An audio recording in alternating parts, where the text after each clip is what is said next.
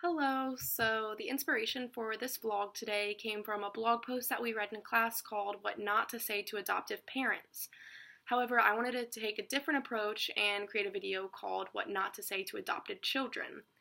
So, we saw in Florida Mormon's chapter on Created Through Law and Language that they say that in terms of this public identity that's created by adoptive family members, they have to enact various communication strategies when their family form is questioned or challenged by the public. Particularly, they call these outsiders since they're not part of the family. And so I wanted to kind of look at this questioning and challenges that we're seeing. And the reason I thought that I was able to talk about this is because I actually was adopted by my stepfather. So this has brought up a bunch of questions throughout my life that I've had to answer. A lot of these questions that just shouldn't be asked. It doesn't make sense why they were asked, but they were, and so I thought I would give a list of some of these questions and then maybe my answers as well, just to kind of make you laugh. And so, what you don't say to an adopted child. Number one, so where are you really from? And my answer to this question is just, why does it matter? Like, why does it matter where I'm really from? I'm here now, you know?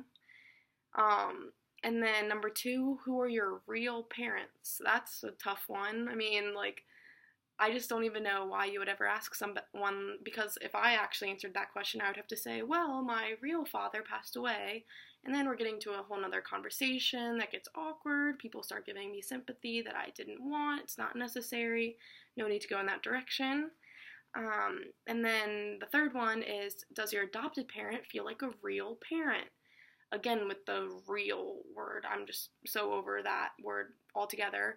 So, duh, he feels like my real parent because he's been my father since I was 4 years old, so I don't know anything different. So, yes, he is real. Number four, why did you keep your biological last name? I don't know, because I wanted to. Next question. I don't know the answer to that. Number five, this is just like a statement. So, your dad loves you like you're his own.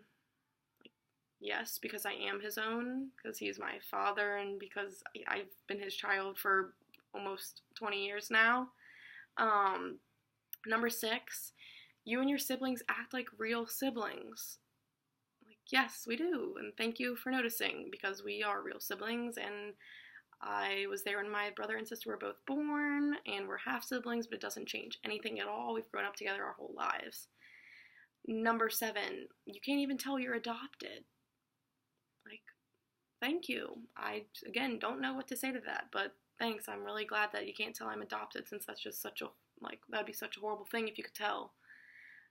Number eight, in this one, aw, I'm sorry, I didn't know. It's okay, I don't care. I'm sorry you didn't know either. I don't know. So those are just a few of the questions and statements that you shouldn't say to someone that's adopted.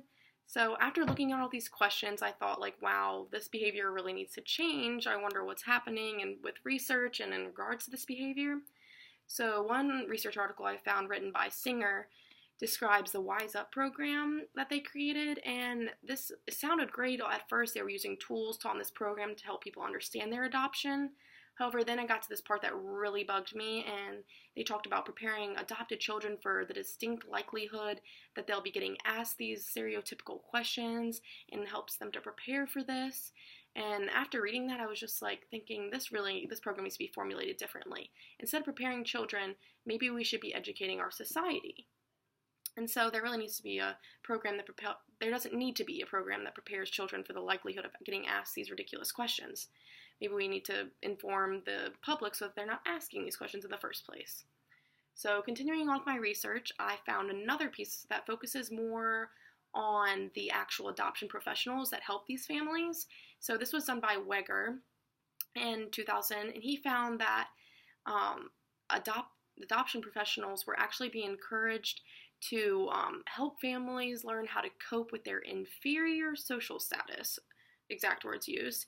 And this aspect of adoptive family life should be addressed not only prior to the adoption, but should be also an integral part of post-adoption services as well.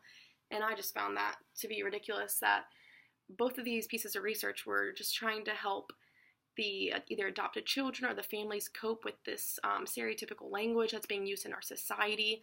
And all this research, especially what we've seen in Floyd and Mormon and how these understudied families are still continuing to be understudied, and there's not enough research done out there to help educate our society while we're more so focusing on these families and educating them on how to handle society's questions. So that's one thing I would just love to see be improved in the future. And so hopefully after watching this video, maybe you'll feel inspired to go do some research yourself and figure out the answers to some of these questions. Thanks.